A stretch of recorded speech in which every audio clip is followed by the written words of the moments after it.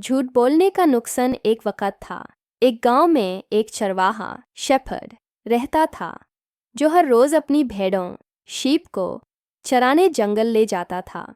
उसे मजाक करने की आदत थी, लेकिन उसका मजाक अक्सर झूठ पर मबनी होता था।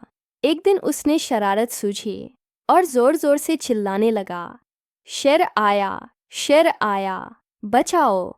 गांव वाले अपनी लठियाँ और औजार लेकर उसकी मदद को दौड़े। जब वो वहां पहुंचे तो चरवाहा हंसने लगा और बोला, मैं तो मजाक कर रहा था, यहाँ कोई शेर नहीं है। गांव वाले गुस्से में वापस चले गए। कुछ दिन बाद उसने फिर यही झूठ बोला और लोग फिर उसकी मदद को आए, मगर इस बार भी वो उनका मजाक उड़ा रहा था। लोगों ने तय कर लिया कि ये शख्स झूठा है। एक शाम सच में एक खौफनाक शेर भेड़ों पर टूट पड़ा। चरवाहा खौफ से कांपने लगा और चीखा, शेर आया, खुदा के लिए मेरी मदद करो। लेकिन गांव वालों ने कहा, ये फिर झूठ बोल रहा होगा, हमारा वक़्त ज़या कर रहा है। कोई उसकी मदद को नहीं गया।